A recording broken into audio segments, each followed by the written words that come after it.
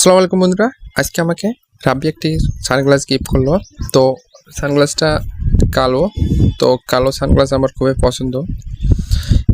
এই সানগ্লাসটা পরে অবশ্য সুন্দর দৃশ্যগুলো উপভোগ করা যাবে।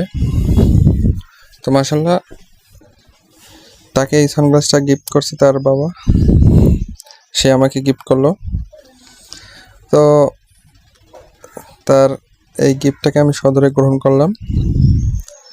তো এই গিফটটা সে যে আমাকে করছে, আমি তাকে ধন্যবাদ জানাই। কারণ অনেক সময় দেখা যায় আমার চোখের মধ্যে ধুলাবালি ঢুকলে চোখ অ্যালার্জি করে, সেজন্য আমাকে অবশ্যই সানগ্লাস পরা লাগে। তো এই সানগ্লাসটা পরে অবশ্য আমি কিছু জায়গায় যাইতে পারবো।